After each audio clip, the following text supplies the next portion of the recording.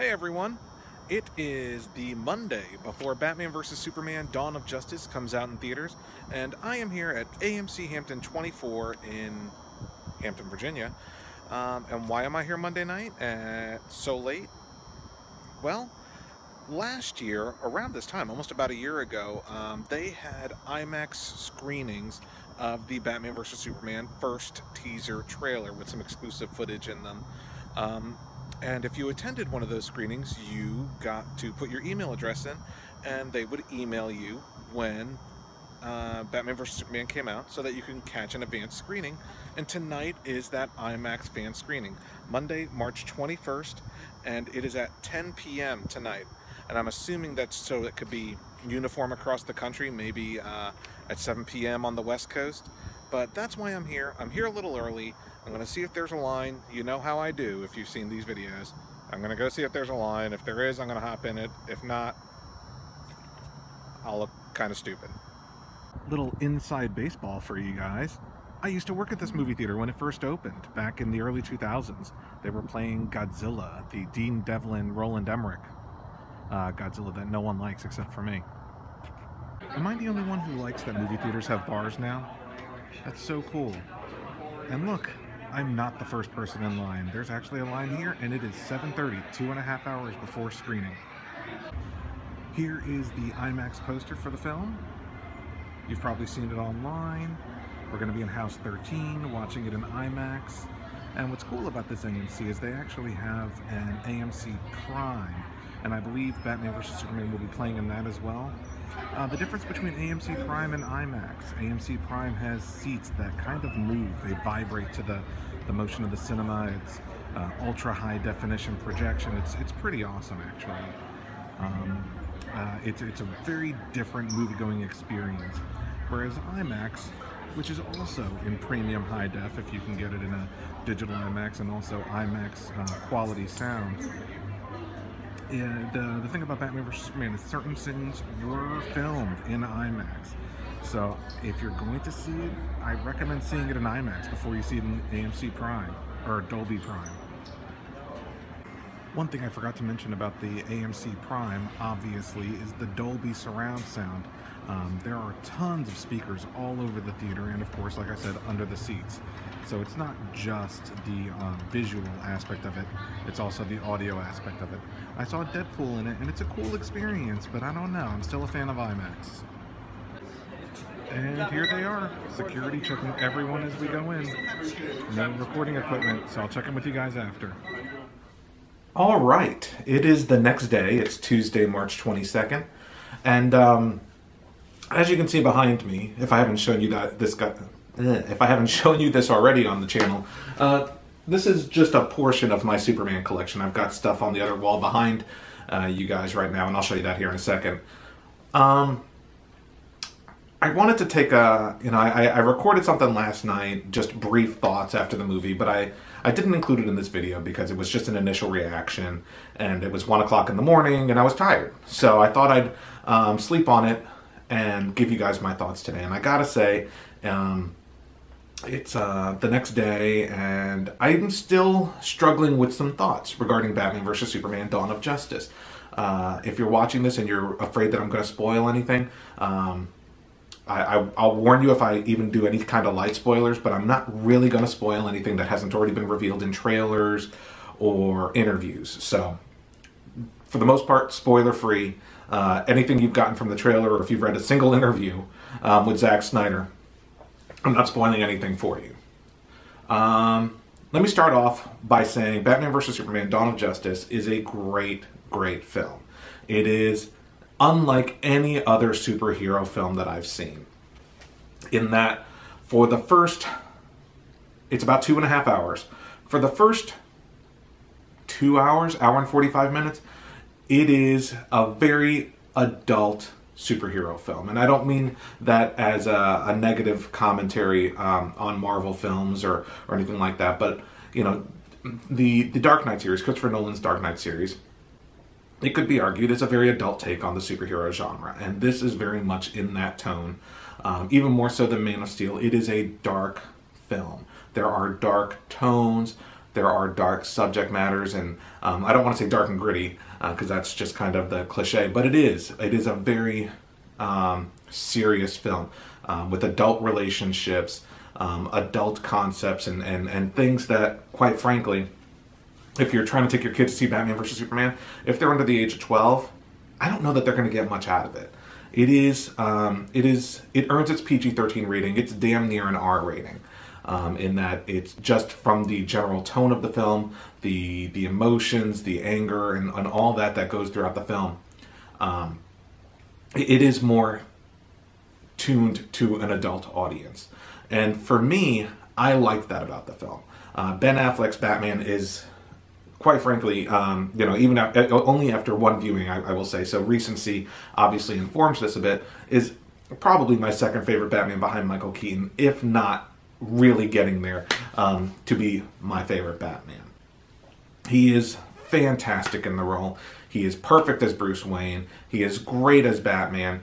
He looks the role, he acts the role, and he acts like a Batman that, when Christian Bale was a damaged Batman in The Dark Knight Rises, it just didn't, he didn't really sell it as well as Ben Affleck does in this film. And again, this isn't really spoiler material. You know that Batman is later in his career, and so the Batman we have in this film is tired. He's tired. He's angry, and quite frankly, this is a mild spoiler, but again, something you see in the trailers or can assume from the trailers. Batman has no hesitancy with killing in this film. Which I will say caught me off guard. He rides around in his Batmobile, he shoots up villains, and they do not hesitate to really flinch away from that.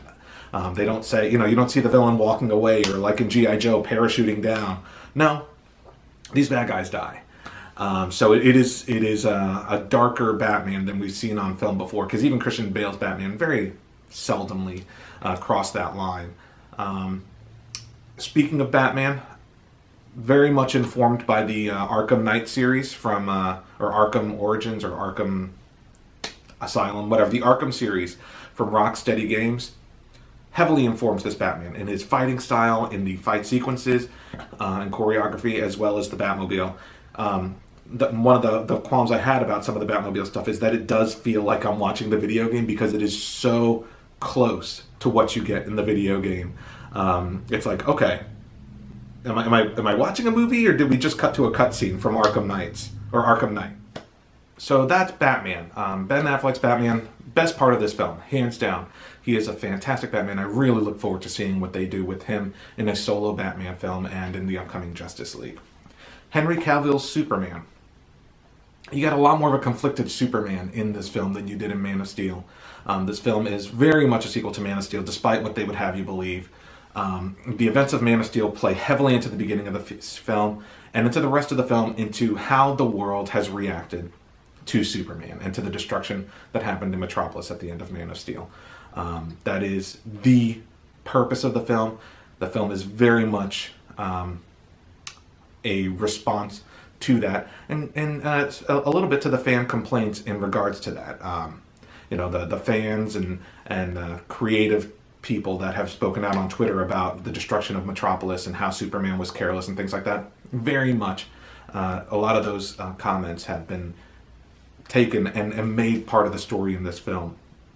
If you enjoyed Henry Cavill's portrayal of Superman in Man of Steel, you'll like it in this one. Very much, he is very much grown into the role. He is, you get to see a lot more Clark Kent in this film, and I gotta say his Clark Kent is really, really good.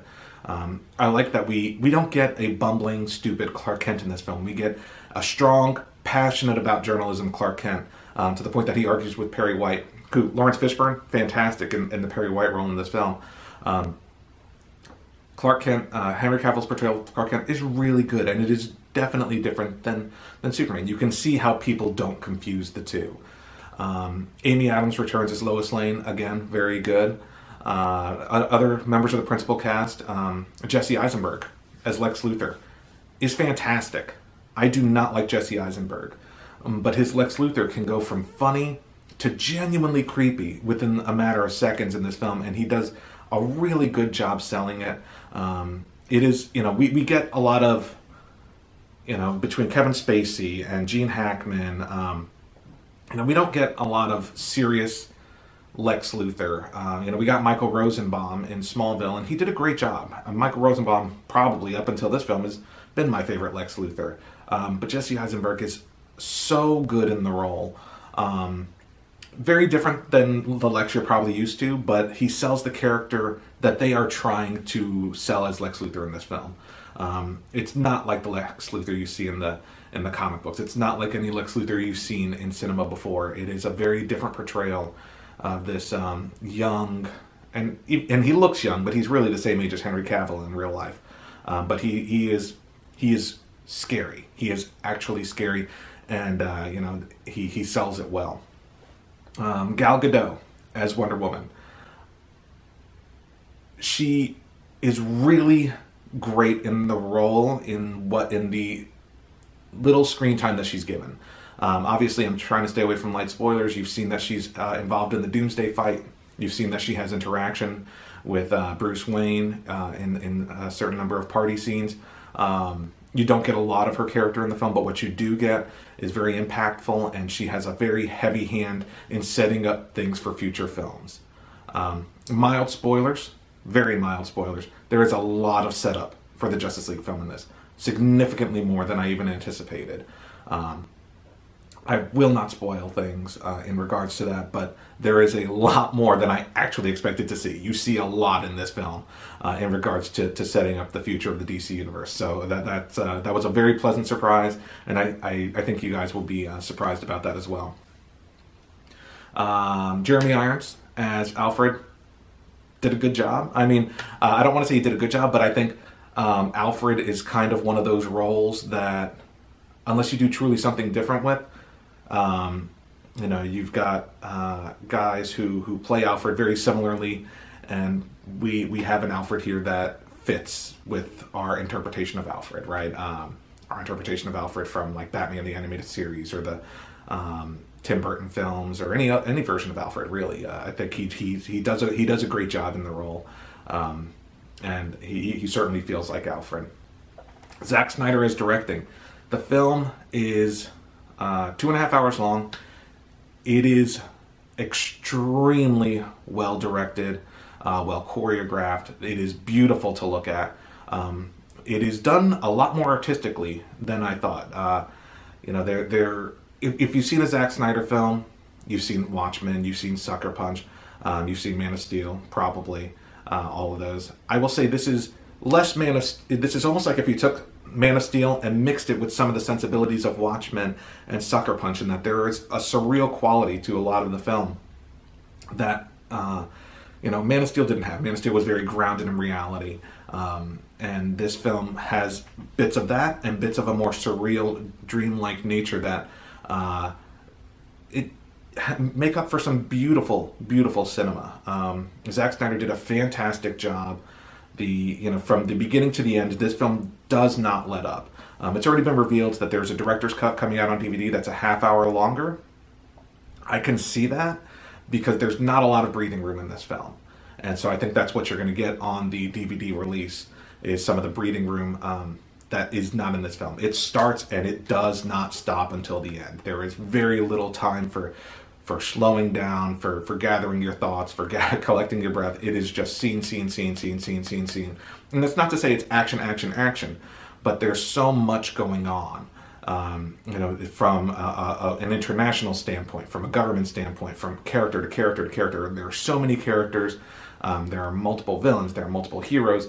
And unlike most films where a situation like that happens, Zack Snyder and the creative team, Chris Terrio and David Goyer on writing, do a really careful balancing act in making sure that everyone gets their moment to shine and you get a sense of their character throughout the film, as well as the development of their characters. It is, in short, it is a fantastic film, but it is flawed. And so I will not spoil. Again, I will not spoil anything. In fact, they asked us multiple times not to spoil anything. Before the showing, there was a Zack Snyder clip before the film where he said, please don't spoil it. And at the end, they emailed everyone and said, please don't spoil anything. So I will not spoil it. But if you're interested in spoilers, this coming Sunday or Monday, check out ideologyofmadness.com, or you can go to iTunes and do a search for Ideology of Madness, and the newest episode of the podcast, Funny Books with Aaron and Polly, will have a very spoiler-heavy review.